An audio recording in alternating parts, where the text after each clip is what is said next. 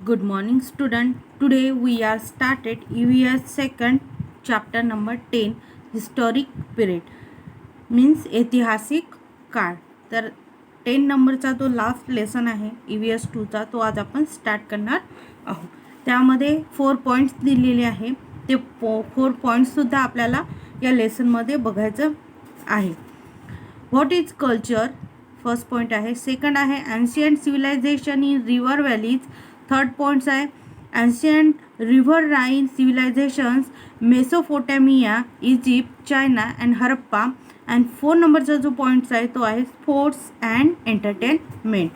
Now we have seen in lesson 2 that written record are available in the form of inscription and manuscript. आता inscription means ग्रंथ and manuscripts means हस्तलिखिते. तर आपण बघितलं दुसरा जो lesson होता तर त्या सेकंड नंबरच्या लेसनमध्ये आपण पाहिले आहे की ज्या काळाचा इतिहास लिहिण्यासाठी आपण इन्स्क्रिप्शन आणि मॅन्युस्क्रिप्ट बुक्स यांचा या इत्यादीमधून आपल्याला लिखित पुरावा हा उपलब्ध झालेला होता. In all ancient civilization the art of writing was develop. They use fully developed script. In other words, with the rise of ancient civilization the new stone age came to an end and the historic period began. तर बघा आपल्याला जे काही असे पुरावे लिखित पुरावे मिळाले होते ते ग्रंथ हस्तलिखिते यामार्फत मिळालेले होते. त्यामुळे त्या काळाला ऐतिहासिक काळ आपण असं म्हणतो. सर्व प्राचीन नागरी संस्कृतीमध्ये विकसित ज्या लिपी होत्या त्या लिपीच्या आधारे लेखनसुद्धा केले जात होते. म्हणजे नागरी संस्कृतीच्या उदयाबरोबर नवाश्म जे युग होतं, न्यू स्टोन एज होतं, ते न्यू स्टोन एजचा प्रागैतिहासिक काळ संपून नंतर हिस्टॉरिकल पिरियडला सुरू झाला असे स्पष्ट होते. म्हणजे जो न्यू स्टोन एज होता तो न्यू स्टोन एजचा प्रागैतिक काळ हा संपला आणि नंतर हिस्टॉरिकल पिरियड काय झालं, बिगॅन म्हणजे सुरू झालं. तर फर्स्ट पॉइंट आहे what is culture. What is culture means संस्कृती म्हणजे काय. Humans and all other animals are dependent on their environment and nature for satisfying their needs. However, other animals do not cause any significant change in their surrounding. तर बघा मानव आणि जसं इतर प्राणी आहे यांना त्यांच्या गरजा भागवण्यासाठी त्यांच्या सभोवतालचा जो काही परिसर आणि निसर्ग आहे यांच्यावर अवलंबून राहावे लागत होते. आणि परंतु त्या गरजा भागवताना इतर जे काही प्राणी होते त्यांचासुद्धा परिसर आणि निसर्ग या दोघांमध्ये विशेष बदल करत नाही. For example, bears live in caves and monkeys live on trees, but humans build houses. It means that we humans change the natural character of our surroundings. So to some extent. तर बघा for example दिले त्यांनी, ज्याप्रमाणे अस्वल गुहेत राहते, माकड झाडावर राहते, तर माणूस हा मात्र घर बांधून राहतो. म्हणजेच माणूस त्याच्या परिसराचे जे नैसर्गिक स्वरूप आहे त्या नैसर्गिक स्वरूपामध्ये काही प्रमाणात बदल हा होत असतो. Humans do not eat their food in its natural form as other animals do. They roast or cook the food, or in other words, they process foodstuff before eating them. They process many substances in a similar manner.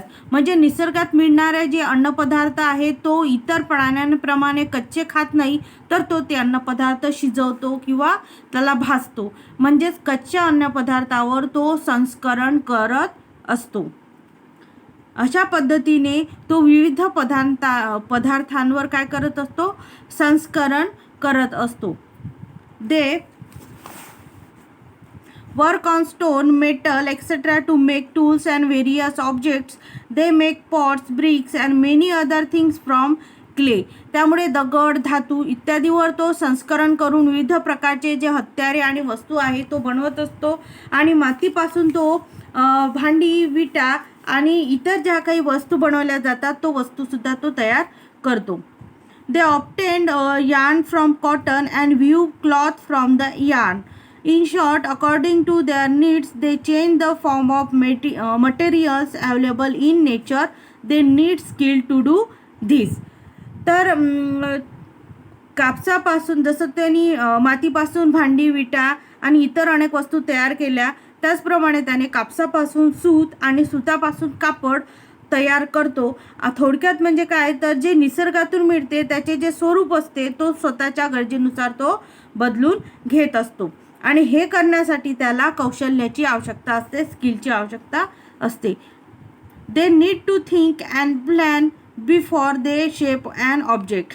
Then they have to put in efforts to actually shape it. The traditional of thought, skill and efforts gave rise to various arts, and every generation handed over the knowledge of the artistic skill and tradition to the next generation. त्यामुळे हे करण्यासाठी त्याला कौशल्याची आवश्यकता जशी असते, हवी ती वस्तू तो घडवण्याआधी त्याला विचार करावा लागतो आणि ती वस्तू प्रत्यक्षात घडवण्यासाठी त्याला श्रमसुद्धा करावे लागतात. म्हणजेच विचार आणि कौशल्य त्याचप्रमाणे श्रम यांच्या परंपरेतून त्याने अनेक कलांची निर्मिती केली आहे. आणि या ज्या कला आणि परंपरा आहे याचे ज्ञान त्याने प्रत्येक पिढीने पुढच्या पिढीकडे सोपवले आहे. With this exchange of thoughts and ideas, language was enriched. The knowledge of various arts, skill and tradition inherited from generation to generation, and the way of life founded on that knowledge is what we call culture. तर त्याने विचार, कौशल्य आणि श्रम यांच्या परंपरेतून अनेक कलांची निर्मिती केली आहे. आणि या ज्या काही कला आणि परंपरा आहे त्या याचे ज्ञान त्याने प्रत्येक पिढीने पुढच्या पिढीकडे सोपवले आहे. त्यासाठी झालेले जे वैचारिक देवाणघेवाण आहे त्या वैचारिक देवाणघेवाणीतून भाषासुद्धा समृद्ध होत गेली आणि विविध कला, कौशल्य आणि ज्या परंपरा आहे यांचे अनेक पिढ्यांकडून मिळालेले ज्ञान आणि त्या ज्ञानाच्या आधारे त्यांना मिळाली, त्यांच्या आधारे निर्माण झालेली जी जीवनपद्धती आहे ती जीवनपद्धती म्हणजेच आपण संस्कृती होय असे म्हणू शकतो. आणि नेक्स्ट पॉईंट आहे 10.2 ancient civilisation in river valleys, म्हणजे नद्यांच्या खोऱ्यांमधील नागरी संस्कृती कशी होती. Culture which flourish in the new stone age were based on an agricultural way of life. Fertile soil and constant water supply are essential for growing good crops. तर नवाश्म युगातील जी संस्कृती होती ती कृषीप्रधान जीवनावर आधारलेली होती. त्याचप्रमाणे शेतीचे जे उत्पादन चांगले होण्यासाठी सुपीक जमिनीची आणि बारमाही पाणी पुरवठ्याची त्यांना आवश्यकता असते. Naturally people in the New Stone Age established their village settlement on the bank of various rivers. The New Stone Age cultures flourished along the river banks. त्यामुळे साहजिकच नवाश्मयुगीन मानवाने नद्यांच्या काठावर गावे वसवली, म्हणजे तिथं ते स्थिर झाले आणि नद्यांच्या खोऱ्यामध्ये नवाश्मयुगीन संस्कृतीचा विकास झाला. In the course of time, New Stone Age cultures gave rise to early civilization. An increase in production due to various skill, the use of the wheel, flourishing trade, use of well-developed script, etc. were the major factors responsible for the rise of the early civilization. म्हणजे विविध कौशल्याच्या आधारे उत्पादनातील वाढ, त्याचप्रमाणे चाकाचा जो उपयोग आहे तो आणि व्यापारातील भरभराट, विकसित लिपींचा उपयोग इत्यादी गोष्टीमुळे त्याने नवाश्मयुगीन संस्कृतीमधून नागरी संस्कृती ही उदयाला आली. And this civilization came into existence in roughly the same period, that is around 3000 BC in 4 regions of the world. त्यामुळे जगातील 4 प्रदेशांमध्ये साधारणपणे एकाच कालखंडात म्हणजे इसवी सनापूर्वी सुमारे 3000 वर्षापूर्वी नागरी संस्कृती उदयाला समजा आलेल्या असाव्या. They are Mesopotamia, Egypt, the Indian subcontinent and China.